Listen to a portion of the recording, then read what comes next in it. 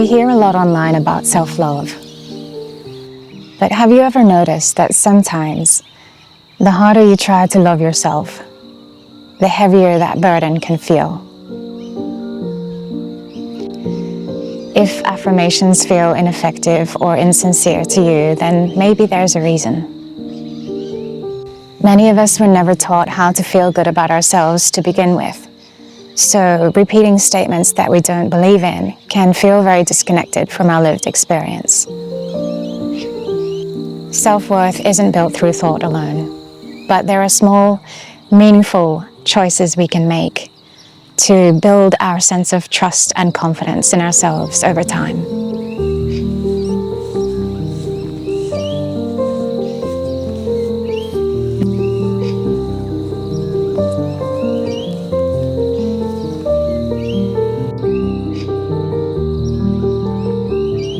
Many ideas about self-love and self-esteem are borrowed from psychology, and when they enter popular culture, they become oversimplified.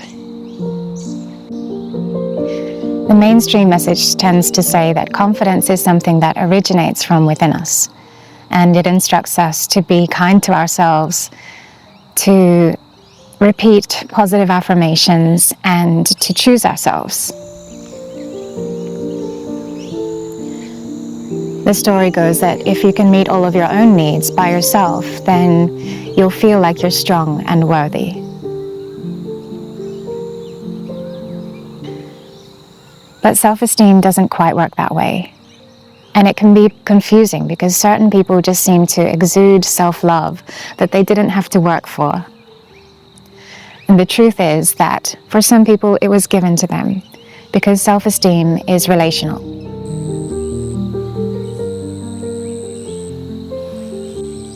Self-esteem grows through the way that other people responded to us, especially early in life, through attunement, safety, and being treated like we matter.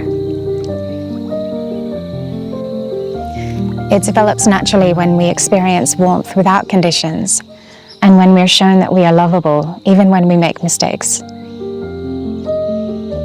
I think mainstream self-love tells us to love ourselves first, whereas real self-esteem says we learn to love ourselves by first being loved well. Mainstream self-love places the burden of worth entirely on our shoulders, whereas real self-esteem recognizes that as human beings we grow through relationship, and we always have. When we recognize the difference, I think we can stop blaming ourselves for struggling with self-love. When we see that self-love is built and affirmed through our environment, then perhaps we can allow ourselves to choose the kinds of jobs, relationships, communities, and environments that actually meet our needs.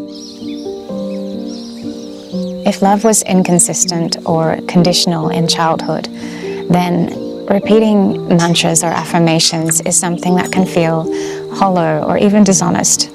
It can be like being asked to speak a language that we've never heard. And if that reassurance and acceptance was missing, then something else can creep in, and that's shame. Shame comes in through the negative messages that we received or the positive messages we didn't receive about our worth.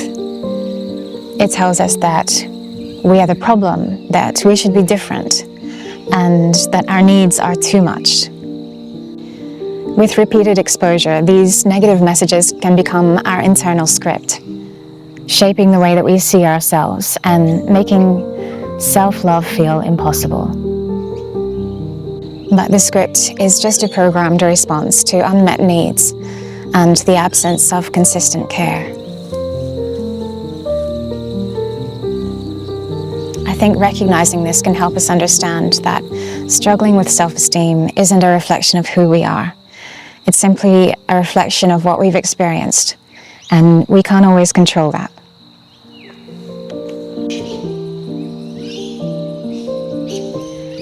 If we think of self-love as a feeling, then we could consider self-esteem as a practice that leads to the feeling. Self-esteem grows not from what we tell ourselves, but from how we live. It means living in line with our values.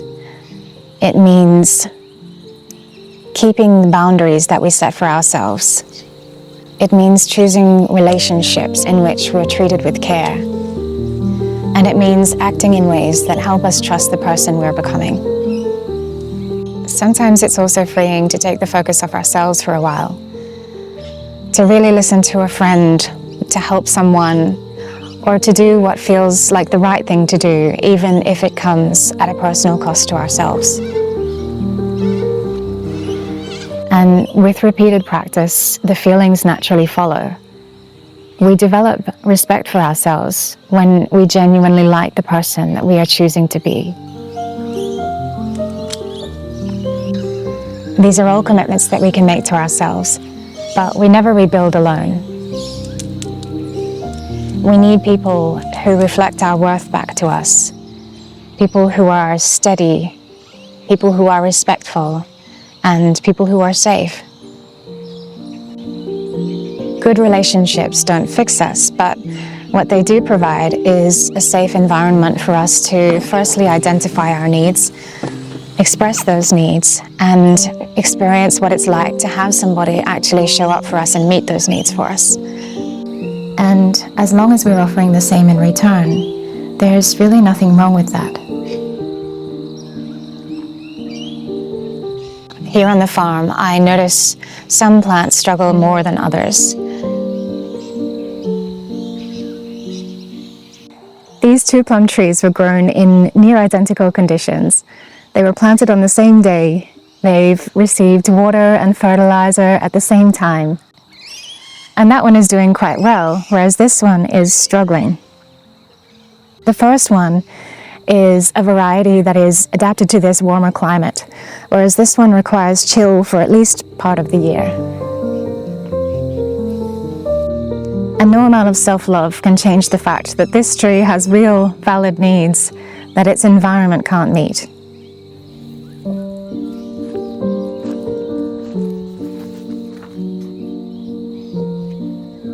And people are not so different. Our needs are not flaws. They are information about the conditions that we need in order to thrive.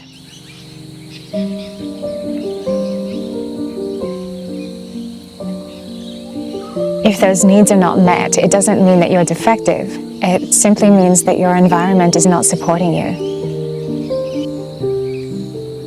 Having needs is not a weakness, and anyone who tells you otherwise is not reflecting your true worth. Maybe you are just growing in the wrong conditions.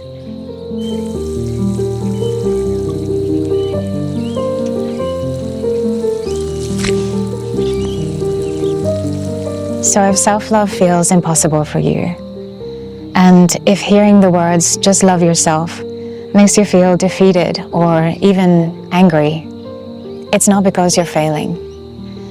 It might just be that the advice that you've received is incomplete.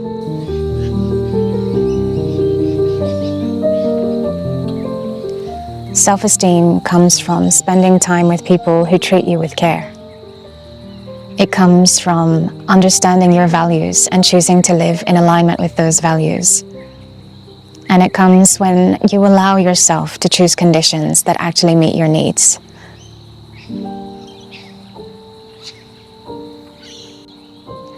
I think that's where true self-esteem can be found, in letting yourself discover the goodness that you already carry within you.